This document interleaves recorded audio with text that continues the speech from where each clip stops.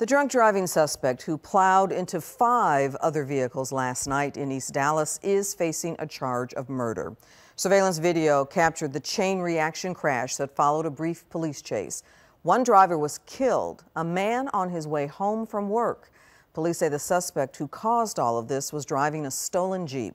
Fox 4's Natalie Salih live at Shiloh and Ferguson roads where the chase came to an end. Natalie. Well, Clarice, it was a short chase, but it was just long enough for this suspect to enter the city of Dallas and cause that deadly chain reaction crash. The remnants of it are still right here over my shoulder on the street corner. Now, that man killed minding his own business on his way home where he lived with his elderly mother.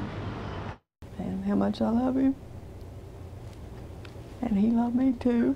Virginia Fox cradling a photo of her 58-year-old son, Stephen Fox, a Conway truck driver. The two living together for years since Stephen had an aneurysm. Like clockwork, he'd called to say he's heading home. Tuesday, 5 p.m., the last time she'd hear from him. I saw that news about it last night, and I thought, well, that sure is close to home, you know.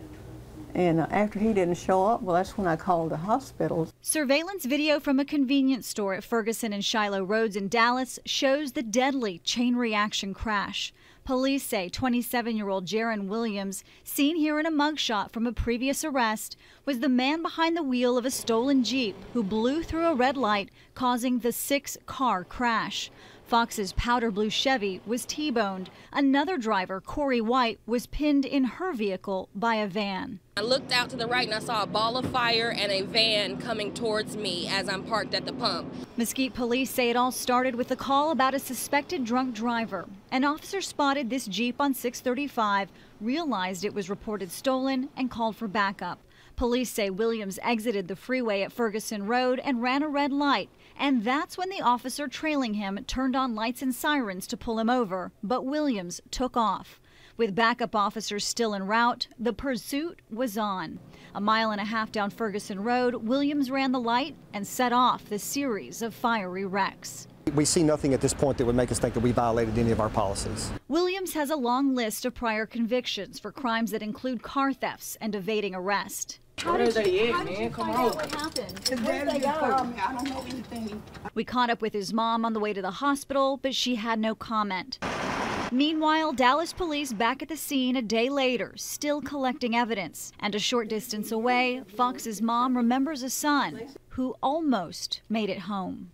Well, I remember, I'll always remember how good he was to me.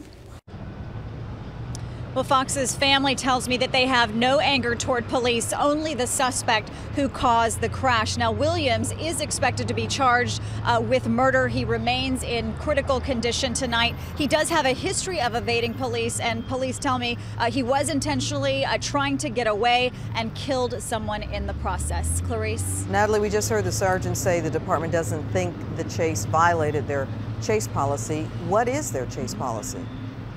Right. Well, the decision to chase a suspect is a city-by-city decision, and Mesquite does allow officers to do so. Now, that officer has to call it in, and an assisting officer as well as a supervising officer then joins in the pursuit. In this case, it appears that the officer did what he was supposed to do. He called it in. He stayed on the suspect's tail, but it was such a short distance when the crash happened, just over 1 mile down the road. The supervisor and the assisting officer had not yet arrived, but we did learn today that so far it does not appear that any part of that policy was violated. Clarice? Natalie, thank you.